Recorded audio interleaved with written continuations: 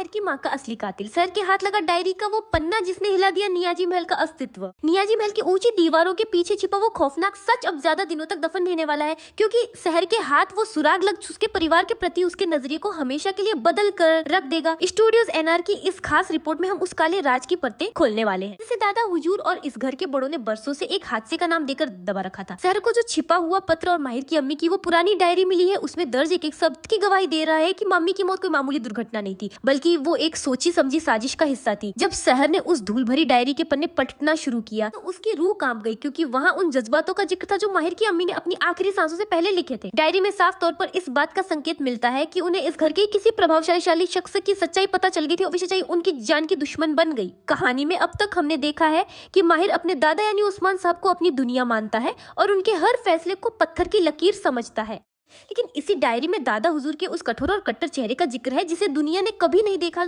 शहर को मिले इस पत्र में ये साफ लाख है कि माहिर की अम्मी शहर की अम्मी ये साफ की तरह इस घर की बंदिशों को तोड़कर बाहर निकलना चाहती थी और शायद ये बगत उनकी मौत की वजह बनी। नियाजी खानदान की इज्जत की खातिर सच को किस तरह गला घोट कर मारा गया, ये अब शहर के सामने एक खुली किताब की तरह है। शहर इस वक्त एक बहुत बड़ी दुविधा में है, क्योंकि उसे पता है कि अगर यह सच माहिर के सामने आया तो वह पूरी तरह टूट जाए। माहिर की नाजिम साथ सगाई की तैयारियां जोर शोर से चल रही हैं और दूसरी तरफ से चल रही हैं, और दूसरी तरफ शहर के हाथ में वो बारूद है जो इस सगाई के साथ साथ पूरे खानदान के गुरूर को राख कर सकता है। परवेज जो हमेशा से इस घर की परंपराओं का गुलाम रहा है, उसे शायद इस राज का थोड़ा बहुत अंदाजा है, लेकिन उसने हमेशा अपनी जुबान सिल कर लेकिन शहर जो खुद एक डॉक्टर बनने का ख्वाब देखती है और सच्चाई की कसौटी को बर्दाश्त नहीं कर पा रही है। इस डायरी के आखिरी पन्ने पर एक धुंधला सा नाम लिखा है जो इस पूरे कत्ल की साजिश का मास्टरमाइंड हो सकता है।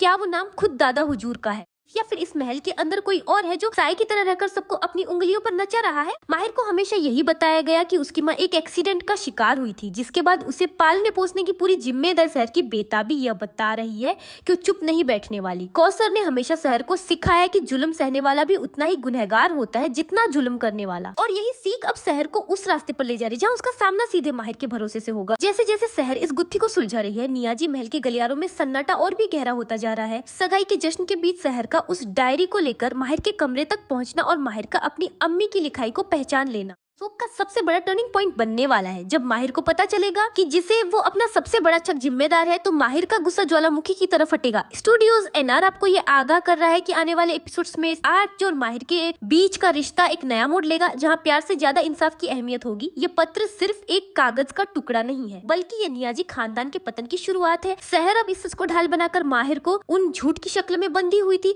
क्या शहर इस कत्ल को उसके सामने बेनकाब कर पाएगी, या फिर नियाजी खानदान की सत्ता एक बार फिर इस आवाज को दबा देगी? ये देखना वाकई रोंगटे खड़े कर देने वाला होगा।